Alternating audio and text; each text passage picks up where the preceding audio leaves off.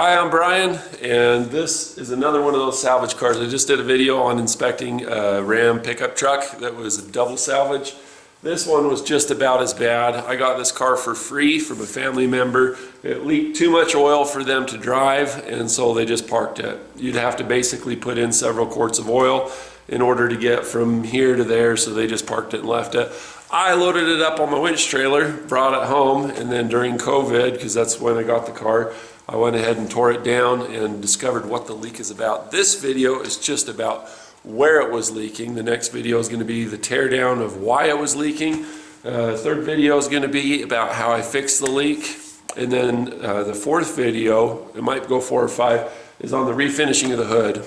Because it was a salvage title, it was a front end collision, and the top part of the motor, intake manifold and everything, decapitated. The motor mount on the firewall was bent, but somebody put a hood on this and then painted it with single stage paint, really cheap hood. They didn't do any prep, they didn't seal it, and so inevitably it had a whole bunch of pinholes from rock chips, and each of those rusted deep. And so what I did is I got a new hood. I tried to salvage that. That was futile, learned from my mistakes, and then I went and did this right with the sealer, 3 coats of base and 2 coats of clear, and now it looks nice, it looks great.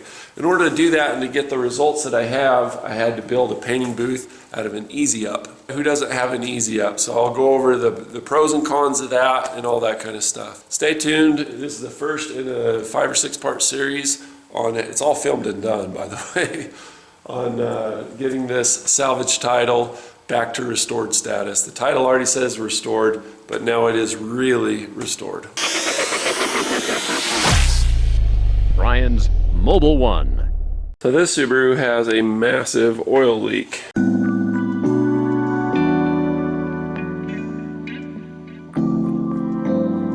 So that's after turning it off. When you look under here, you can see all the pooling of oil on this side. When you go on this side, it's dry. Very minor oil leaks are common on the driver's side or left side because of this EGR pipe and the different thermocycles that it has. A major oil leak on the passenger side is a sign of a more ominous anomaly. And I believe it's coming from the head gasket. So that's the head gasket right there. This side's the head, that side's the engine block. I've got a pry bar right there to help hold the wire harness off so that we can see all the way back. So we're going to start it up and see if we can see the oil coming up.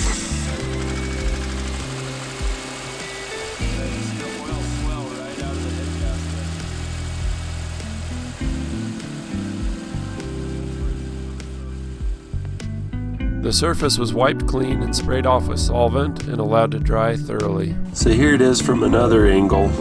It should be leaking from this area right here.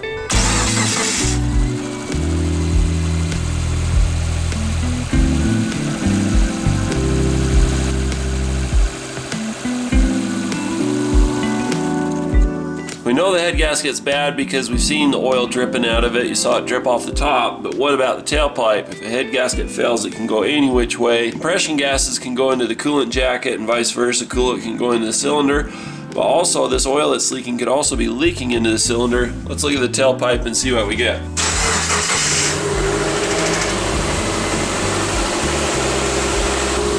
sure how well you can see that. It is smoking pretty good.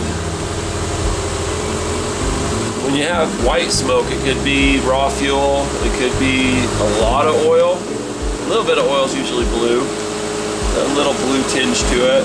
Let's get back a little bit. So this is how we look. When I shine the light on it, you can see it. Not pretty.